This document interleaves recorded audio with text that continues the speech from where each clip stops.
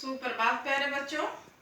बच्चों, आज हम एवरेस्ट मेरी शिखर यात्रा, ये एक संस्मरण है जो बचेंद्री पाल द्वारा लिखा गया है। तो बच्चों, बचेंद्री पाल जो थी प्रथम महिला थी जिन्होंने एवरेस्ट पर चढ़ाई की थी। तो प्रथम पुरुष जो थे वो थे तेनजिंग और प्रथम महिला बचेंद्री पाल। तो बचेंद्री पाल ने ये संस्मरण लिखा हुआ है कि उन्होंने जब एवरेस्ट पर चढ़ाई की तो किन किन समस्याओं का सामना किया, क्या क्या संघर्ष किए उन्होंने, किन किन संकटों का सामना करना पड़ा उनको, वो इन्होंने इस पाठ के माध्यम से बताना चाहा है अपने पाठकों को। तो बच्चों, बहुत ही लंबा पाठ था, इसलिए मैंने थोड़ा सा आपको ये शॉर्ट फॉर्म में समझाने की कोशिश की है ताकि आपको पूरा पाठ भी समझ आ जाए और ज़्यादा दिक्कत भी ना हो। तो बच्चों देखिए, जब भी कोई पर्वत पर चढ़ाई करते हैं जैसे बचेंद्री पाल ने की, तो इसमें कोई एक जो मनुष्य होता है सिर्फ वो ही नहीं जाता है, उनके साथ एक पूरी टीम होती है। ये एक टीम वर्क होता है पूरा, तो पूरी टीम जाती है इनके साथ। तो इनके साथ कुछ कुल्ली होते हैं, कुछ रसोई के लिए कुछ हेल्पर्स होते हैं, कुछ ऑक्सीजन सिलेंडर, खाने पीने का सामान, तो बहुत सारे प्रशिक्षक होते हैं उनके साथ। तो देखिए, अभियान दल के नेता जो थे वो थे कर्नल खुल्लर और उपनेता जो थे वो थे प्रेमचंद। ये जो अभियान था एवरेस्ट शिखर का अभियान, इसके नेता थे कर्नल खुल्लर और उपनेता थे प्रेमचंद। तो प्रेमचंद जो है वो पहले से ही वहाँ पे अपने नेतृत्व कर रहे थे इनका। इन्होंने अपने टीम को लेके पहले पहुँच गए थे वहाँ पे, ये देखने के लिए कि रास्ता साफ करवाया उन्होंने पहले से ही। फिर रास्ते में उन्होंने कुछ झंडियाँ लगवा दी ताकि बचेंद्री पाल के आने से पहले उनको पूरी जानकारी जो है दे दी उस रास्ते की कि वो सुरक्षित है या नहीं है। तो इस तरह से पहले उपनेता प्रेमचंद चले गए थे अपने साथियों के साथ। तो बचेंद्री पाल ने सबसे पहले दिल्ली से हवाई जहाज पर बैठी और पहुंची काठमांडू। 7 मार्च को दिल्ली से हवाई जहाज पर बैठ के काठमांडू पहुंची और काठमांडू में एक नमचे बाजार, वहाँ पे एक जगह है नमचे बाजार है वहाँ पे एक, तो वहाँ पे लेखिका बचेंद्री पाल ने सबसे पहले एवरेस्ट को नज़दीक से देखा और वो हैरान हो गए देख के। वो कहते ऐसे लग रहा था कि मानो एक फूल खिला हुआ है, कोई बर्फ के कण एवरेस्ट की चोटी के आगे पीछे से बिखरे हुए पड़े थे। ऐसे लग रहा था कोई फूल खिला हुआ है, कोई ध्वज है, कोई झंडा जो है वो लहरा रहा है, इस प्रकार उसको लग रहा था। तो नमचे बाजार में ही पहुंच के लेखिका को ऐसा लगा कि ऐसा पता चला कि एवरेस्ट को सागर माथा कहते हैं। नेपाल के जो लोग हैं, वो स्थानीय लोग जो हैं, वहाँ पे एवरेस्ट को सागर माथा के नाम से जाना जाता है वहाँ पे। और लेखिका को बचेंद्री पाल को ये नाम बहुत अच्छा लगा, क्योंकि वैसे भी देखो, हम किसी जगह जब हम हाइट मापते हैं ना, किसी चीज़ की ऊंचाई नापनी होती है तो समुद्र तल से मापी जाती है। तो समुद्र तल से अगर हम देखें तो ये एवरेस्ट जो है ये तो माथा हुआ, वाकई सागर का माथा हुआ। तो लेखिका को ये नाम बहुत अच्छा लगा। फिर लेखिका जो है पेरिस पहुंची 26 मार्च को। 26 मार्च को जब ये पेरिस पहुंची तो इन्हें पता चला कि शेरपा कुल्ली जो है, 16 शेरपा कुल्ली इनके साथ गए हुए थे।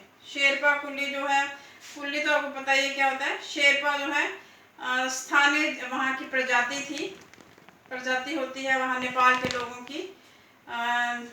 जो लोग वहाँ पे स्थानीय लोग होते हैं उनको कहा जाता है। तो 16 लोग ये गए हुए थे शेरपा कुल्ली। तो 16 में से एक मर गया और 4 लोग जो हैं वो घायल हो गए। तो जब लेखिका को ये पता चला तो लेखिका बड़ी दुखी हुई, लेकिन फिर भी उन्होंने हिम्मत ना हारी। वो लोग चल पड़े बेस कैंप की ओर। तो पेरिस में ही इन्होंने बता दिया, प्रेमचंद चंद भी वहां पे पहुंच गए। तो पेरिस में उन्होंने बताया कि रास्ता साफ हो गया है बेस कैंप तक का। हमने रास्ते में जगह जगह झंडियां लगा दी हैं और चिन्हित कर दिया है रास्ते को, यानी कि मार्क कर दिया है, रास्ता साफ करवा दिया है। और हाँ, ग्लेशियर जो है उनका थोड़ा सा खतरा है वहाँ पे। तो इस तरह से उन्होंने ये जो इन्फॉर्मेशन है, ये जो जानकारी है, उन्होंने इन लोगों तक पहुँचा दी। फिर बचेंद्री पाल कहने लगे कि हम बेस कैंप पर पहुँच गए। तो बेस कैंप पर जैसे हम पहुँचे तो हमें एक और बुरी खबर मिली कि एक रसोइया जो हमारी मदद के लिए गया हुआ था, वो रसोइया वातावरण अनुकूल ना होने के कारण वो मर गया। तो हम बड़े परेशान हुए, दुखी हुए। तो जो कर्नल खुल्लर थे उन्होंने हमें समझाया कि आप दुखी क्यों होते हो, आप लोगों को दुखी होने की ज़रूरत नहीं है। जब हम लोग पर्वत की एवरेस्ट की चढ़ाई चढ़ने जा रहे हैं या किसी भी कठिन कार्य के लिए हम लोग जाते हैं तो हमें संकटों से घबराना नहीं चाहिए। उदाहरण के लिए अगर हम मैच खेलने जाते हैं तो हमें तो ये नहीं सोचना चाहिए कि हम हार जाएंगे। जीत और हार दोनों में से एक तो होगी ही। तो पर्वतारोहण करना है अगर, तो आपको मौत से डरना नहीं है, आपको संकटों का सामना करना है और मौत से भी घबराना नहीं है। तो ये सोच के वो आगे बढ़ने लगे। तो इतनी देर में तेंजिंग जो है, जिन्होंने पहले चढ़ाई की थी, वो भी इन लोगों से मिलने आ गए। तो सभी से उन्होंने परिचय मांगा। तो बचेंद्री पाल से जब परिचय मांगा तो तेंजिंग को बचेंद्री पाल ने कहा कि मैं एक नौसिखिया हूँ, यानी कि मैं नई नई सीखी हूँ चीज़ें। ये बात मैंने नया नया सीखा है पर्वतों पे चढ़ना, तो मेरा पहला अभियान है। मतलब कि लेखिका ने सोचा कि मेरे से कोई ज़्यादा उम्मीद ना रखें ये लोग, इसलिए उसने पहले से ही ये कह दिया कि मैं तो नौसिखिया लड़की हूँ। तो जो तेंजिंग है वो हंसने लगे उस पर और कहने लगे कि मुझे उम्मीद है कि तुम तो ज़रूर चढ़ पाओगी वहाँ पे, तुम तो एवरेस्ट तक पहुँच जाओगी, क्योंकि तुम एक पर्वतीय लड़की हो, पहाड़ों में रहने वाली लड़की हो। तुम्हारे लिए ये काम कोई बड़ा ज़्यादा कठिन नहीं है, तुम तो एवरेस्ट पे पक्का पहुँचोगी। फिर वही बेस कैंप पे डॉक्टर मीनू मेहता जो है, मीनू मेहता ने इन्हें प्रशिक्षण दिया कि किस तरह से एल्युमिनियम की सीढ़ियाँ जो हैं उनकी सहायता से आप लोग ये पुल बना सकते हो, ब्रिज बना सकते हो, ब्रिजेस बना के आप पहाड़ों पर चढ़ सकते हो। किस प्रकार रस्सियों का प्रयोग कर सकते हो, किस प्रकार लाठियों का प्रयोग कर सकते हो। इस प्रकार मीनू मेहता ने उन्हें यह प्रशिक्षण दिया, ये ट्रेनिंग दी उन्होंने। और साथ में ये भी बताया कि जो पहले लोग गए थे उन्होंने किन टेक्निक्स का, किन अभियांत्रिकों का प्रयोग किया, कौन सी टेक्निक्स अपनाई थी, ये भी उन्होंने समझाया इनको। तो बेस कैंप से कैंप 1 तक पहुंचे रीता गोम्बू के साथ बचेंद्री पाल, दोनों महिलाएं जो है वहां पे पहुंच गई। फिर वहां से कैंप 2, लेकिन जब कैंप 3 पे पहुंची तो बच्चों देखो, कैंप 1 जो है ना, ये समुद्र की तट से 6000 मीटर ऊंचाई पर था। कैंप 1 6000 मीटर की ऊंचाई पर समुद्र तल से। कैंप 2 पहुंचे। फिर कैंप 3, जब बचेंद्री पाल कैंप नंबर 3 पे पहुंची तो 3 पे पहुंचने पर एक दुर्घटना हुई।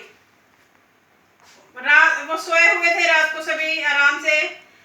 इतनी देर में एक बर्फ का बड़ा सा पिंड जो है, बर्फ के पिंड टूट के गिर के आने लगे, ठीक है, फिसलते हुए आ गए और लेखिका के ऊपर ही एक पिंड जो है वो गिर गया और लेखिका बीच में दब गई। बहुत से लोग घायल हो गए। लेखिका तो दब ही चुकी थी, लेखिका तो पता नहीं चला कि आखिर ये हो क्या रहा है। इतने में लोब्सांग, ठीक है, उनके साथ लोब्सांग भी था। तो लोब्सांग ने क्या किया, स्विस छुरी से उस बर्फ के जो पिंड को ऐसे ऐसे उसको तोड़ा और उन्होंने लेखिका यानी कि बचेंद्री पाल की जान बचाई। जब बचेंद्री पाल बाहर निकली तो वो बड़ी घबराई हुई थी कि ये क्या हो गया अचानक मेरे साथ। लेकिन बाकी लोग सभी घायल हो चुके थे। उन सभी को कैंप 3 से कैंप 2 में लाया गया 16 मई को। कर्नल खुल्लर ने बचेंद्री पाल से भी कहा कि तुम भी चलो कैंप 2 में अगर तुम चलना चाहते हो तो। लेकिन बचेंद्री पाल ने कहा कि नहीं, मैं डर जरूर गई हूँ मैं इस भयानक दुर्घटना से, लेकिन मैं हार नहीं मानूंगी, मैं आगे बढ़ना चाहूंगी। इस तरह से लेखिका जो है कैंप 3 से कैंप 4 पर पहुंची। कैंप 4 को साउथ कोल कैंप भी कहा जाता है। कैंप 4 को साउथ कोल कैंप। और ये कैंप 4 जो है समुद्र तट से 7,900 मीटर ऊंचाई पर कैंप 4 था। समुद्र तल से 7,900 मीटर की ऊंचाई पर। तो कैंप 4 में लेखिका ने देखा कि उनके साथी जो हैं कुछ पीछे रह गए हैं, पता नहीं वो ठीक भी होंगे या नहीं, हम तो आगे पहुंच गए, पता नहीं मेरे साथी के साथ क्या हुआ होगा, उन्होंने कुछ खाया भी होगा या नहीं। तो लेखिका सुबह सुबह उठी और लेखिका ने थर्मस भरा चाय का और जूस। वो ऊपर कैंप 4 से नीचे की तरफ आना शुरू कर दिया उसने। नीचे आई तो पहले उसको मिली मीनू, ठीक है, मीनू मेहता। फिर मीनू मेहता को उसने नाश्ता करवाया। फिर थोड़ी और नीचे आई तो जय मिला, जय को उसने नाश्ता करवाया। और फिर की मिला, की को नाश्ता करवाया। और तो की ने बड़ा कहा कि आपने इतना बड़ा आपने फैसला क्यों लिया वापस आने का, इतना जोखिम क्यों उठाया आपने, इतनी मुसीबत का सामना क्यों किया हमारे लिए, आपने आगे बढ़ना था। तो लेखिका ने कहा, बचेंद्री पाल ने कहा कि नहीं, मैं भी आपकी तरह एक इंसान हूँ, मैं भी एक पर्वतारोहण हूँ, तो मुझे भी आपकी सहायता करनी चाहिए, ठीक है, इसलिए मैं आपकी सहायता के लिए वापस आई हूँ, क्योंकि ये तो हमारी तो एक टीम है, ठीक है, मैं अकेले कैसे बढ़ जाऊँ, मेरा तो कर्तव्य है आपकी सहायता करना। इस तरह से फिर की, जय और मीनू जो है ये भी साथ चल पड़े लेखिका बचेंद्री पाल के साथ साथ। और अब कैंप 4 में लेखिका सुबह सुबह तैयार हो गई, जाने की तैयारी में शिखर की। और अंगदौरजी जो है वो बाहर खड़ा था, 6:20 का समय था। अंगदौरजी ने कहा जल्दी चलो, क्योंकि मुझे जल्दी सुबह सुबह ही चढ़ाई करनी है और दिन शाम से पहले पहले वापस आना है। क्योंकि जो अंगदौरजी था बच्चों, अंगदौरजी किसी भी ऑक्सीजन सिलेंडर के बिना वो चढ़ाई करता था। उसके पैर जो है वो ठंडे हो जाते थे, सुन्न हो जाते थे, लेकिन वो ऑक्सीजन के बिना ही चढ़ाई करता था। और अगर वो रात को वहाँ ठहरता ऊपर शिखर पे, तो उसका जो है उसके जीवन की जो लीला समाप्त हो सकती थी, यानी कि उसके लिए कठिनाई हो सकती थी उसके जीवन को। इसलिए अंगदौरजी ने कहा कि जल्दी से चलो, बचेंद्री पाल को कहा कि 6:20 हुए हैं, जल्दी से चल पड़ते हैं हम, ताकि हम शाम होने से, रात होने से पहले पहले हम वापस भी इसी जगह वापस भी आ जाए अपने इस कैंप पे। तो वो अब बचेंद्री पाल ने अंगदौरजी के साथ चढ़ाई करना शुरू कर दी। तो 2 घंटे से भी कम समय अभी हुआ था कि लेखिका जो है वो शिखर पर पहुंच गई। वहां पे लहाटू भी पहुंच गया, उनका एक साथी था लहाटू भी वहां पे पहुंच गया। तो लहाटू भी जब वहां पहुंचा तो लहाटू ने देखा कि उसको बचेंद्री पाल को बड़ी सांस चढ़ी हुई थी। लहाटू ने क्या किया कि जो उनकी ऑक्सीजन का सिलेंडर था, जो उसकी आपूर्ति को बढ़ा दिया, यानी कि सप्लाई को बढ़ा दिया, ताकि लेखिका को सांस लेने में आसानी हो। तो जैसे ही लहाटू ने लेखिका की ऑक्सीजन सप्लाई यानी कि ऑक्सीजन आपूर्ति को बढ़ाया, तो जो बचेंद्री पाल थी वो बड़ा कंफर्टेबल सा फील करने लगी, बहुत ही आरामदायक अपने आप को, ठीक है, आराम जो है वो महसूस करने लगी। और उसने आराम से चढ़ाई चढ़ना शुरू कर दी।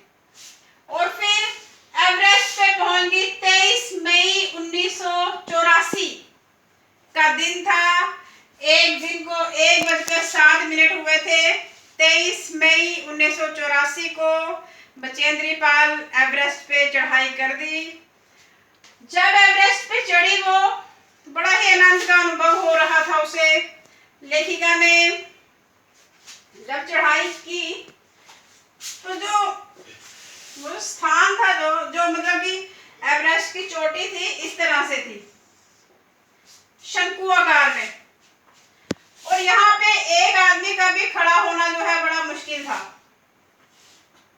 ठीक है, यहाँ पे उसने फिर क्या किया, फुहाड़े की सहायता से, फुवाड़ा होता है, फुवाड़ा जो आप बच्चों जानते होंगे, गैंती वगैरह, गैंती होती है जो, उसने क्या किया कि गैंती भी नहीं, आप गैंती की तरह ही एक औजार होता है फुवाड़ा, तो उसने फुवाड़े से उसको खोदना शुरू कर दिया और इसको थोड़ा समतल बनाया और यहाँ पे खड़ी हो गई और अपना जो बस्ता था, उसका बैग था, एक बैग में से उसने हनुमान चालीसा और दुर्गा माँ का फोटो निकाला, लाल कपड़ा निकाला और लाल कपड़े में दोनों को रखा, बर्फ खोदी और उसने दोनों को दबा दिया और सागर माथा यानी कि एवरेस्ट की चोटी को चूमा, माता पिता को याद किया उस समय।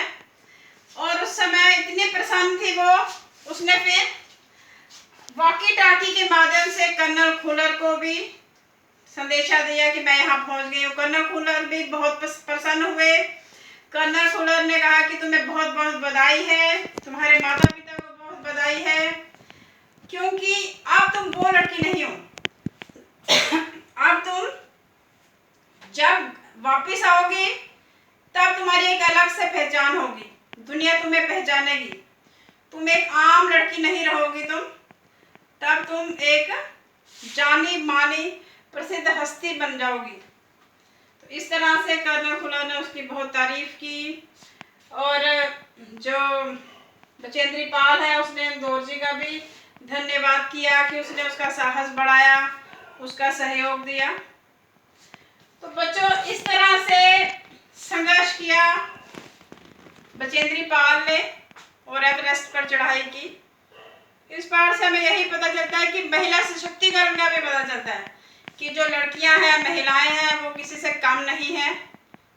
अगर चाहे वो अपना ध्यान केंद्रित करें, कोई लक्ष्य केंद्रित करें, तो वो लक्ष्य को जरूर प्राप्त कर सकते हैं। धन्यवाद बच्चों।